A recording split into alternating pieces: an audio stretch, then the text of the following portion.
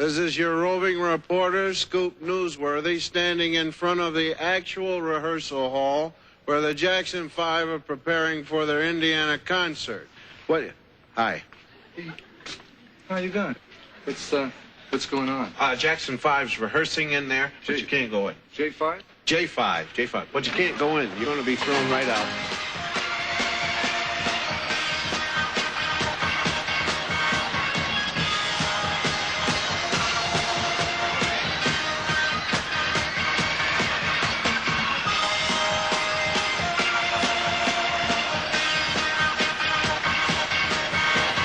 Let's all stand and welcome the mighty Jackson 5.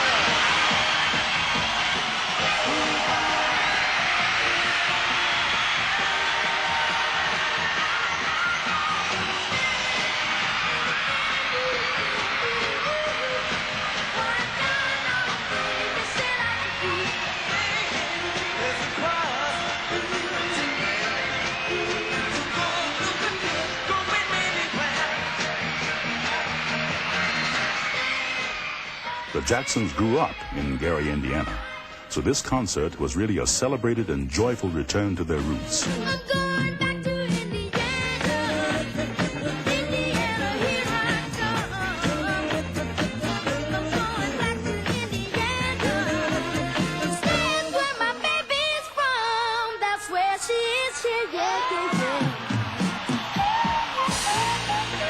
Not since the heyday of the Beatles has the music world seen anything like the Jackson 5, about to receive yet another platinum record denoting sales of 2 million discs. These amazing little Motown cats already have 4 platinums to their credit, now being honored in Atlanta by Mrs. Coretta King and a host of other black luminaries. Man of many versatile talents, and not the least of which is always being a gentleman. Will you greet our special guest, Mr. Michael Jackson?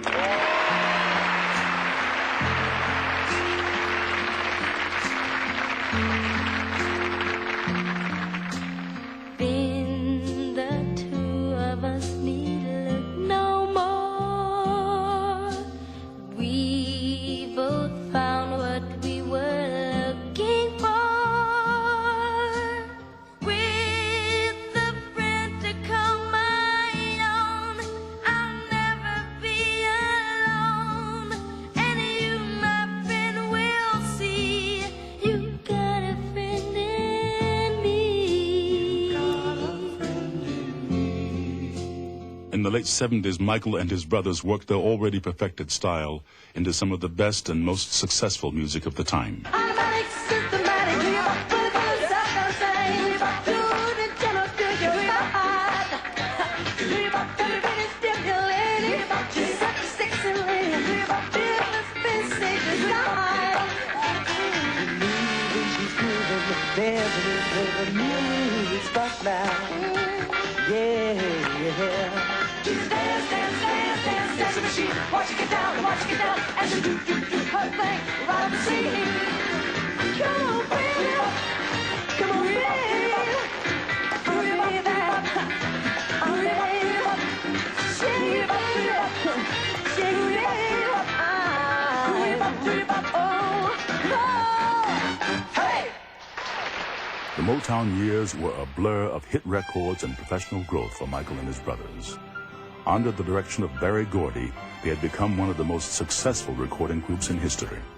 When we were tiny little boys, we used to dance, we used to sing before we even learned to cross a wall.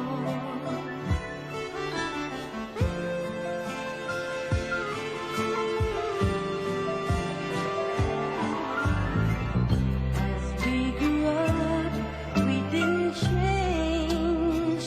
I guess we knew right from the start we loved the spotlights and the stage, 'cause we were born to entertain.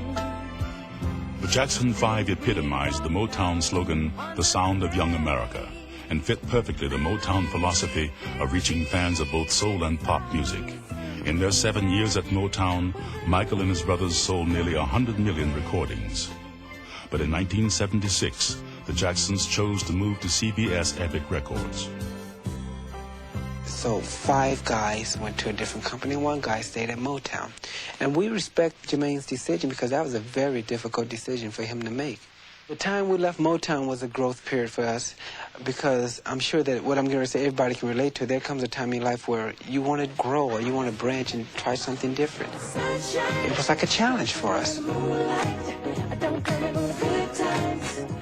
First time we get to produce a whole album. That was the first platinum album that we had on Epic Records.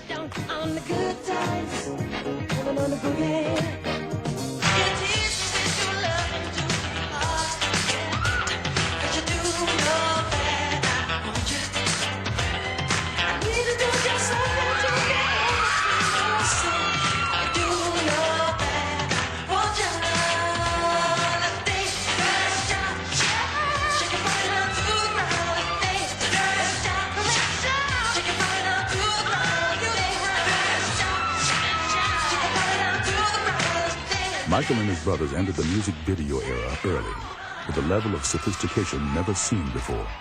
The Jacksons have put together a film, and Michael has personally had a hand in this. I think, to tell you the truth, he's had a little hand in everything, not only the music, but the directing and the concept. And he asked me to look at it, and I said, Michael, we don't show films. What do I want to show film for? And I looked and I said,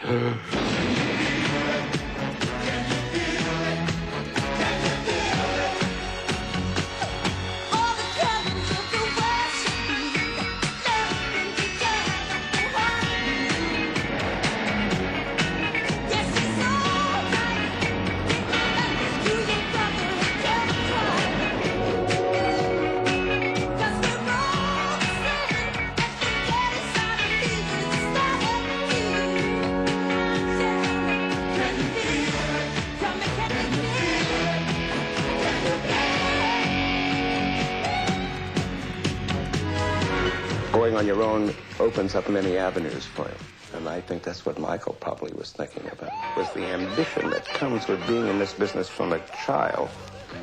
And you see another horizon over there, and you know the best way to get over that peak is to do it alone. So Michael traveled to New York to co-star with his friend Diana Ross in the film version of The Wiz. And there, a professional partnership began that would change popular music forever. I ran into Michael as one of the principals in The Wiz. I was musical director of the film. He was trying to find a producer for his next album. The more I knew him, and the more I became fascinated with the idea of maybe working with him. Quincy and Michael, now, you know what? All you gotta do is look at what they've done together. There's never been a success that could touch theirs. I mean, these 2 guys fit like a glove. And I said, Michael, why don't we try this, work on an album together. And we did.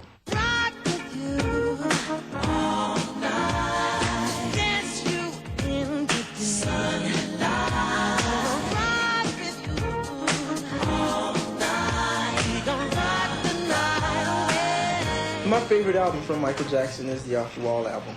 It really is. I mean, my favorite song on the album is Don't Stop Till You Get Enough. I love that song.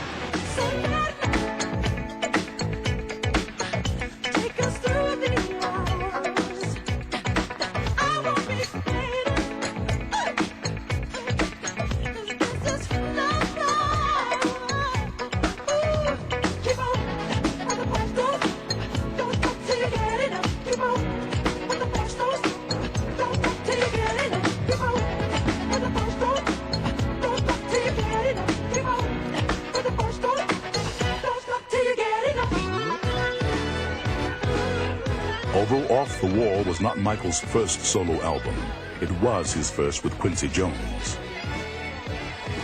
The remarkable success of this album helped push Michael to further dazzling heights. Look at all these pictures, y'all. These are serious. Look at all the stars. There's Jackie Onassis. There's Sophia Loren. And look, here's more of a star. There's Elizabeth Taylor. Michael grew up watching stars like Katharine Hepburn, Elizabeth Taylor, Fred Astaire, and Gene Kelly. Their strengths and talents gave Michael a path to follow. They inspire him with their artistry.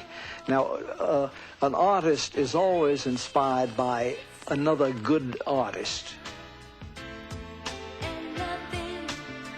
I think he's a brilliant dancer and a wonderful singer. and an amazing product of this universe. I have absolute faith and trust in Michael's abilities. I think they're much larger than anyone has dreamt of. I think he's going to be one of the great superstars of all time. When I met him, it was really love at first sight. I think when you get to know Michael, you understand the nature of his charisma. I think he'll go on, and I hope this, because there are too few song and dance men around. I never met him before, and I had no idea what he was like, and it turns out that he's the nicest person in the world. I think Sean feels that Michael is a brother who is more experienced than him, so Sean tends to listen to Michael. I think Michael appeals to the child in all of us, and I think he has the quality of innocence that we would all like to obtain or have kept.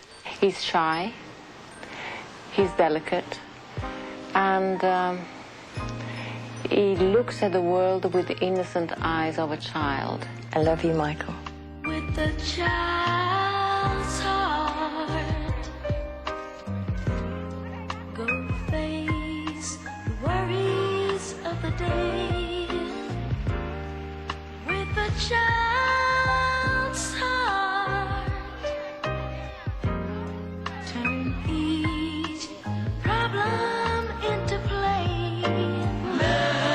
Love is as welcome as a sunny day.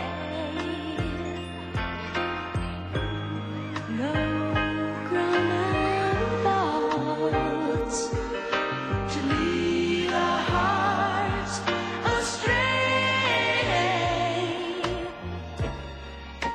Take life easy, so easy, nice and easy, like a child. And there's a quality about Michael that is so rare and unique. He is E.T. He's not really of this planet. Somehow Steven Spielberg talked us into getting involved in a song for an E.T. children's storybook. We made it! That's what they thought. In came the roadblock. Cars and men. Police and guns. The net closed once more. E.T. and his friends had run out of time.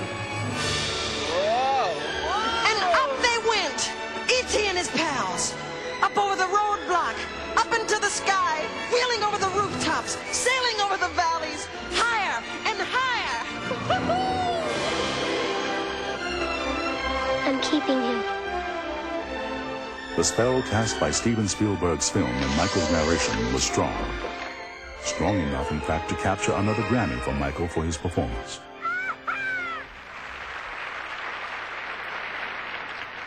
Of all the awards I've gotten, I'm most proud of this one, honestly.